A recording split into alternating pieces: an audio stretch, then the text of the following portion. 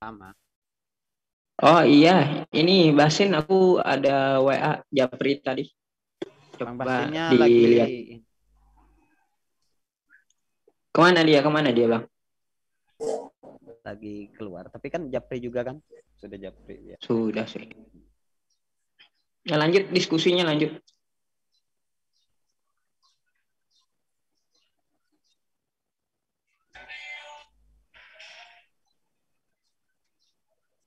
Silakan lanjut, Pak Anggul.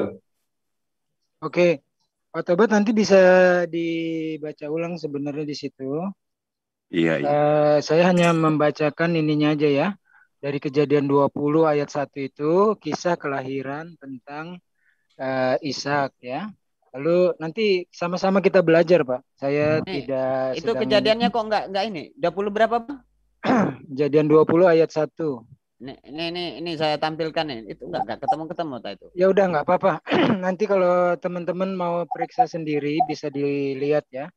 Nah, Intinya kejadian pasal 20 ayat 1 itu dimulai dengan kelahiran Ishak. Lalu saya lupa itu kalau diterusin berhentinya sampai di Sarah meninggal.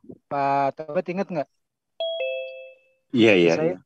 Nah, ini yang pertama, poin pertama dari yang tertulis di situ, yang pernah jadi anak tunggal dari Abraham itu kan Ismail ya, karena dia lahir duluan kan dari Hagar. Kemudian ada peristiwa kedua, Hagar dan Ismail diusir, ya kan?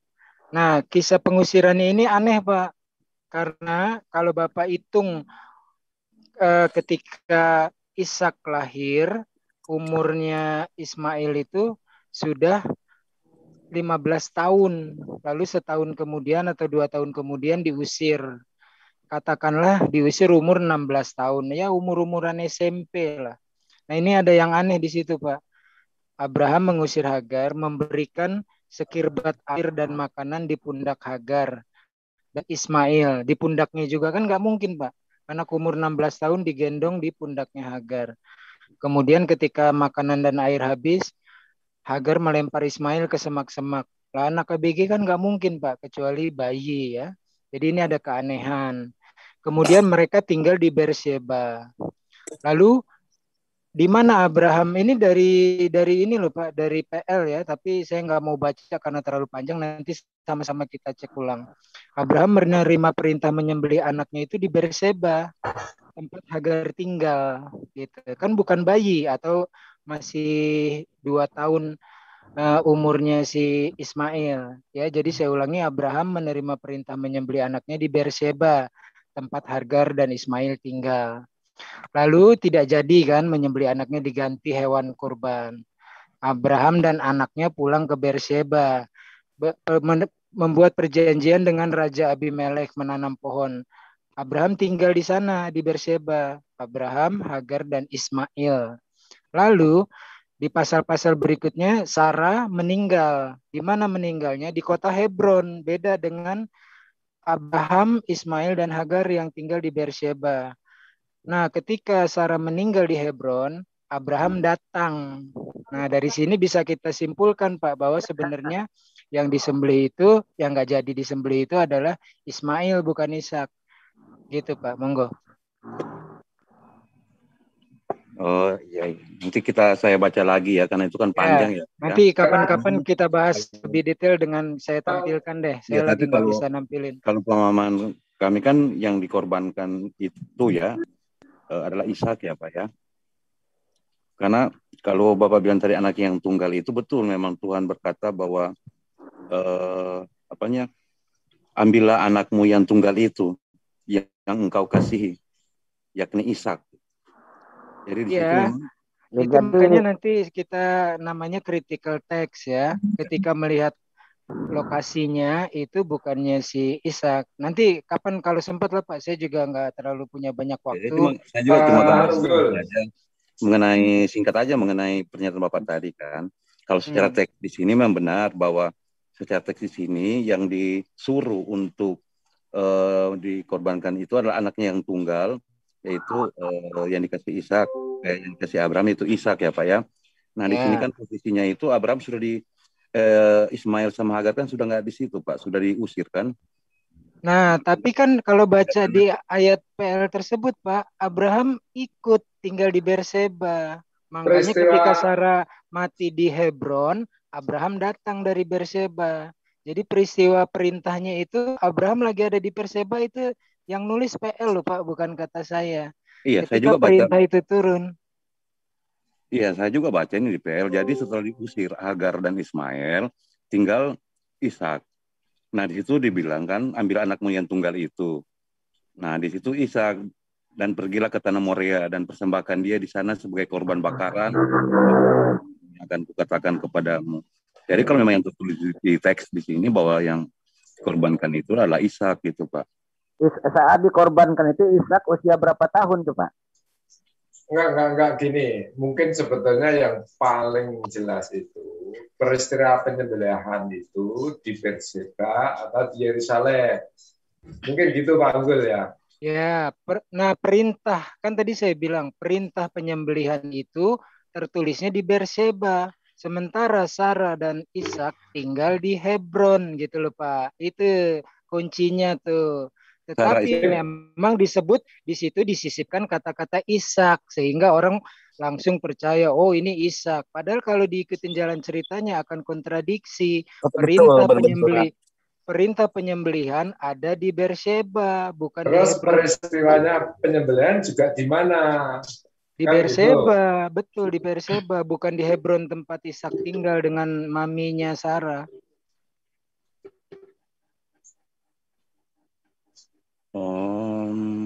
itu sih saya belum ini ya.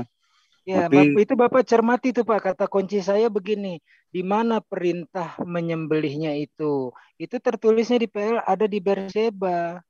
Jadi yang di Berseba itu adalah Hagar dan Ismail. itu Itu kan Pak, naik ke atas gunung.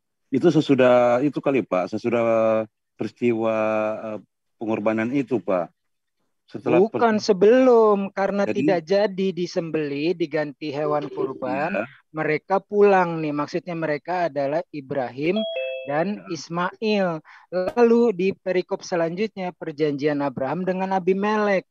Abraham menanam pohon, tanda perjanjian tersebut. Di mana nanam pohonnya? Di Berseba. Setelah selesai penyembelihan gak jadi, perjanjian damai dengan Raja Abimelek, menanam pohon buktinya di Berseba, baru diceritakan perikop berikutnya Sarah meninggal di kota Hebron, baru disebut Abraham datang meratapinya, gitu Pak, kuncinya di situ. tapi kalau waktu penyembelihan ini yang domba itu ya, Ya. peristiwa itu nanti setelah itu Pak baru mereka berangkat ke Berseba Pak. Oh tidak Pak, coba Pak baca hati-hati. Jadi di ayat terakhir itu, kejadian 22 itu, kemudian kembalilah Abraham kepada kedua bujangnya, dan mereka bersama-sama berangkat ke Berseba. Dan Abraham tinggal di Berseba. Setelah kejadian itu di kejadian 22 Pak, mengenai proses penyembelihan domba itu kan. Ya. Nanti Bapak akan dapat di ayat terakhir itu, setelah selesai semuanya itu, mereka Abraham itu pulang kan, kemudian mereka baru berangkat ke Berseba Pak. Itu ada enggak Pak, itu naik ke gunung kan untuk persembahan penyembelihan itu yang nggak jadi diganti domba. Lalu itu dia dimana, bersama Pak? itu di Berseba, tapi Tidak, Pak. maksudnya di gunungnya gitu loh, dari gunung turun ke kota Berseba. Tapi yang tertulis di sini secara teks setelah kejadian itu ya, ini bahasa saya ya, setelah kejadian itu kemudian kembalilah Abraham kepada kedua bujangnya dan mereka bersama-sama berangkat ke Berseba. Nah kalau itu di Berseba dan kemudian berangkat ke Berseba itu yang lebih aneh lagi Pak. Enggak, Dan yang turun siapa? Pertanyaan saya yang turun selain kedua bujangnya siapa? Enggak, saya nggak mau itu. Yang tentang kata Berseba itu Pak. Jadi di sini setelah kejadian itu di ayat 19 kemudian kembalilah Abraham kepada kedua bujangnya dan mereka bersama-sama berangkat ke Berseba dan Abraham tinggal di Berseba. Ya, lalu sekarang pertanyaannya kenapa nggak kembali ke Hebron? Karena kan Ishak tinggalnya sama mamanya di Hebron. Kenapa? Jadi yang turun itu Ibrahim, dua budaknya, dan Ismail ke Berseba. Nanti ketika Sarah mati, baru Ibrahim datang ke Enggak, kota kejadian ini Pak, Hebron. Ibrahim kan Ismail kan udah diusir Pak. Lah iya, Di, tapi di kan sini. kalau Nah, diikuti ceritanya, itu kan Ibrahim ikut ke ke gunung untuk penyembelihan itu. enggak Lalu dong. Di bersama mana Pak di budaknya dia sini Pak? turun. Di mana di sini Ismail ikut, sedangkan dia sudah diusir Pak. Ya kan? Itu ayat 19-nya, Pak. Kemudian kembalilah Abraham kepada kedua bujangnya dan mereka bersama-sama berangkat ke Berseba dan Abraham tinggal di Berseba. Nah iya, Kalau jadi iya, setelah kejadian itu, makanya pertanyaan saya, kalau itu adalah asumsikan Ishak, kenapa dia ke Berseba bersama Ishak, nggak pulang ke Hebron ke tempat maminya si Sarah itu, kan begitu, Pak? jadi ada 3 tempat kan Pak, Moria, Hebron, Ya, Moria dan tempat ya kan? yang persembahannya itu. Ya, Moria di Pertanyaan tempat saya, kenapa ketika turun dari Gunung Moria bersama ya, kedua bujangnya tidak ya. kembali ke Hebron kalau memang itu Ishak? Jadi, ya kan? Ada 3 tempat situ kan Pak. Nah, dia itu kan setelah kejadian itu di Moria baru mereka ke Berseba gitu kan, bukan kejadiannya di Berseba gitu. Ya, oke, Ya kan lanjut. Pak? Kita lihat tempatnya aja gitu. Ya, sekarang kalau kita lihat tempatnya, pertanyaan saya kan belum terjawab. Kalau di Gunung Moria itu yang dibawa untuk disembelih adalah Ishak, kenapa mereka ke Berseba, tidak ke Hebron? Itu Pak, kota Ya, kuncinya. tidak masalah mereka mau kemana, tapi kejadiannya itu bukan di Berseba Pak. Ya kan, karena Hagar dengan itu kan udah diusir duluan kan ke sana kan. Iya kan. Nah, yang ada bersama-sama dengan Abraham waktu itu kan Ishak. Ini Nah, Pak, setelah kejadian itu kan baru Tobat yang dimaksud secara teks loh ini ya, saya ah, nggak ini ya, nggak yang berhalu gitu ya. dimaksud saat saat dikurbankannya disembelih, proses penyembelihan itu di gunung, Pak, itu setelah itu Ibrahim turun sama kedua budaknya ya nih. Kenapa Ya, nggak pulang ke tempatnya Hebron, Hebron, Sarah. tapi pulangnya ke Di sini tidak ada tertulis Pak, jadi saya nggak bisa jawab ya, atau saya belum bisa jawab kenapa mereka sampai setelah proses itu mengorbankan itu tidak balik ke Hebron malah ke Berseba ya. Tapi yang ya. ditekankan di sini bahwa yang dikorbankan itu adalah Ishak. Coba Nanti secara setelah logika Bapak, logika dulu kita berpikir sejenak, tenang, santai. Kira-kira kalau Ishak yang dikorbankan pasti setelah mau dikorban ditukar sama domba tadi, Ishak dibawa pulang kemana Pak biasanya? dia ikut bapaknya kan, kalau cerita sini kan. Kan ada rumahnya Ishak. Iya, ada bapaknya Pak. Walaupun ada rumahnya kan, kalau bapaknya kemana dia ikut kan bisa Pak. Enggak, kan dibawa pulang. Tuh dia nggak bilang dibawa pulang ini kan Pak. Itu Di kan sini dibawa turun, bawa ke apa sana, bukan bawa ke tempatnya pulang ke rumahnya si Ishak. Iya. Nah, seperti Bapak ambil anak Bapak nih di rumah dari Jakarta nih, ya kan? Dibawa ke seandainya ke Bandung nih, ya kan? Setelah Bapak mau mulangin anak Bapak itu kemana Bapak mau pulangnya? Emang di sini dibilang dibawa pulang Pak? Lah itu kan artinya kalau Bapak pergi bawa anak Bapak yang dari Jakarta ke Bandung tadi dibawa pulangnya ke Medan, berarti kan ada orang di Medan, bukan orang di Jakarta gitu. Sekarang di mana di sini dibawa pulang anaknya setelah selesai pengorbanan itu ya Pak, proses pengorbanan itu, kemudian Abraham membawa pulang anaknya kembali, nggak ada kan Pak? Ya. Cuma turun dari gunung itu bertemu dengan kedua bujangnya dan mereka berangkat bersama-sama ke Bandung itu tadi. Iya artinya nggak pulang ke rumah kan Pak, tapi prosesnya itu bukan di Bandung kan Pak, di Jakarta kan proses pengorbanan itu kan. Ya. Sekarang Gunung Moria di mana Pak? Berarti di antara Bandung Jakarta itu, antara Anyer Jakarta itu. Di antara Bandung Jakarta. Tapi ini jelas sebenarnya memang tidak dituliskan ya. Yang dituliskan hanya turun dari Gunung Moria bersama kedua bujangnya. Tetapi itu juga tidak oke lah, kita ambil jalan tengah ya. Kita nggak usah sebut anaknya itu Ishak atau Ismail. Tetapi kalau meruntut dari susunan ceritanya itu agak aneh kalau yang dibawa Ishak lalu perginya ke Berseba. Berseba ini di mana Hagar tinggal.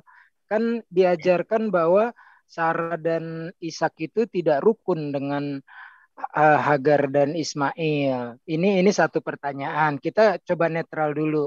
Lalu yang kedua, ketika Sarah mati di Hebron, itu barulah Abraham datang dari Berseba. Gitu. Jadi urut-urutannya seperti itu. Oke, kita jangan bilang ini Sarah, ini Ishak, ini Ibrahim. Tapi kalau runtutan ceritanya lebih dekat kepada Ismail sebenarnya. Kata kuncinya satu di sini, umurnya ketika perintah itu turun, Ibrahim baru berumur, Ishak baru berumur 2 tahun. Ibrahim sudah berumur 16 tahun, gitu. Anak yang sangat dikasihinya. Ismail sudah berumur 16 tahun, gitu. Lalu lanjutan lagi sebenarnya. Bisa? Ya, monggo. Begini, supaya lebih jelas, saya bertanya dulu. Ketika Ibrahim diperintahkan untuk menyembelih itu, Ibrahim umur berapa? Nabi Ibrahim. Bapak? Saya nggak hafal ya. Iya, akhirnya mengorbankan apa gitu? Mengorbankan, perintah mengorbankan itu anaknya itu.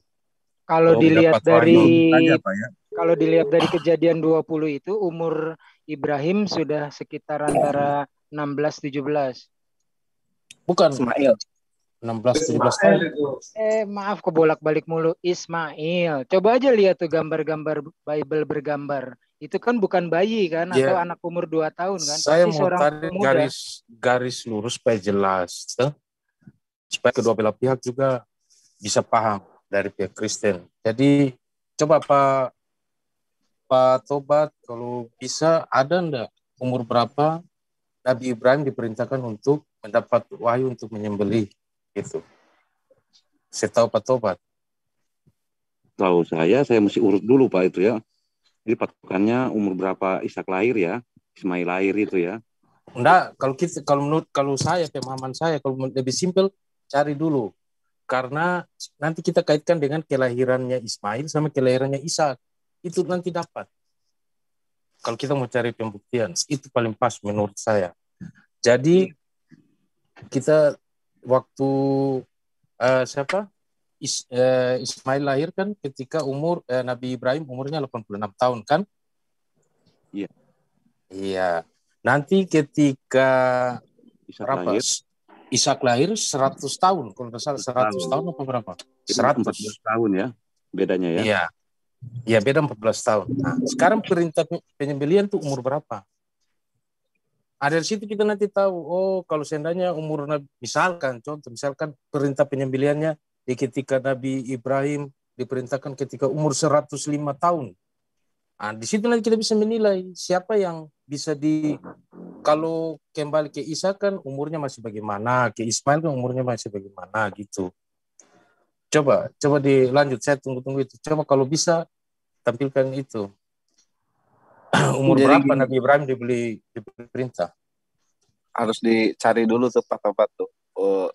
Ditelusuri umurnya. Kalau analisa saya nanti fix di situ, insya Allah. Kita bisa fix di situ, cek umur saja. Memang kalau kita tinjau dari situ ya Pak, boleh ya kita pertimbangkan ya mengenai tempat, mengenai umur, iya kan. Tapi kalau memang yang tertulis tekstual di sini bahwa yang dikorbankan waktu itu yang kemudian diganti ya, yaitu Ishak gitu. Oke, itu secara nama Pak Tobat. Biar bagaimana biar bagaimana tertulis demikian kan Pak. Bukan Pak. Teks juga bisa salah. Iya. Kalau kita mau begini Pak Radit. Saya kalau sudah memahami sesuatu itu salah, semuanya itu bukan salah Pak. Itu aja prinsip saya. Misalnya begini, saya Quran itu saya anggap itu benar dari Allah Pak. Makanya saya tidak pernah bilang itu salah dia salah itu. Tidak Pak. Jadi dalam pemikiran saya, kalau saya belajar yang benar nih Pak, bukan yang salah. Ngapain kalau itu salah? Benar, Pak. Kita memahami Pak. Kita berpikir gitu maksudnya itu penyesuaian tadi itu. Pak Tobat, saya mau jelaskan ini saya ambil dengan teknik perhitungan gini, itu saya terlepas dari kedua belah sisi. Saya ambil jalan tengah. Tapi jangan Bapak langsung asumsikan salah, Pak. Enggak, bukan saya enggak ini. Itu perkataan Bapak tadi loh. Maksudnya saya tawarkan teori begitu.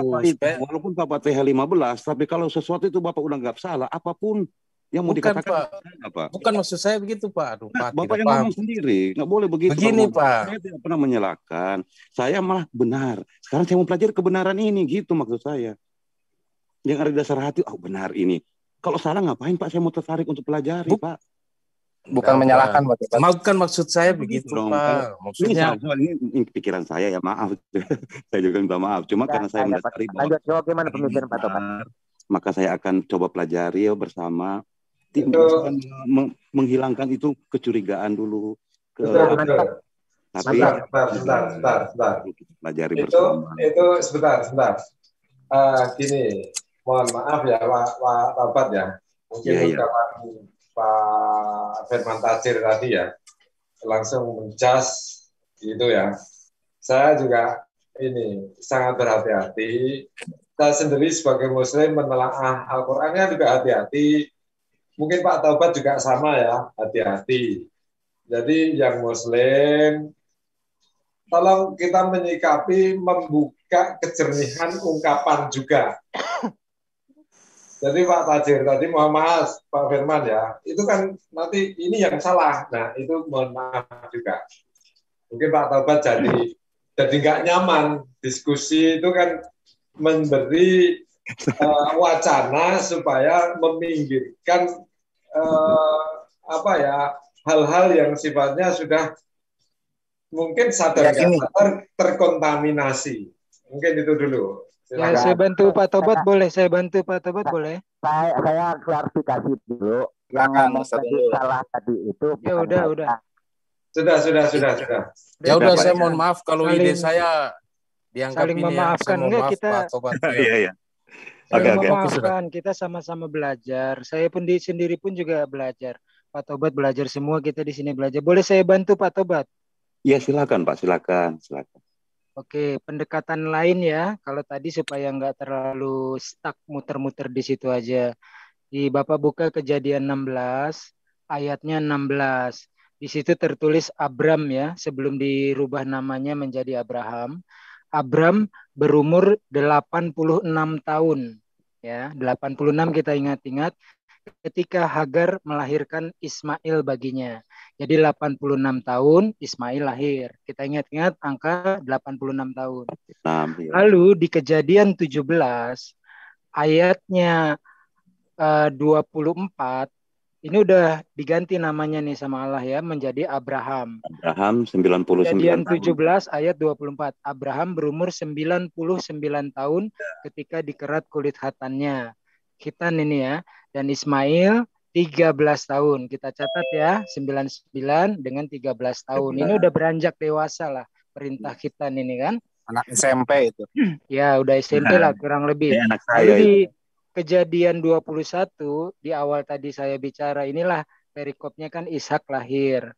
Kejadian 21 ayat 5, adapun Abraham berumur 100 tahun ketika Ishak anaknya lahir, ya kan?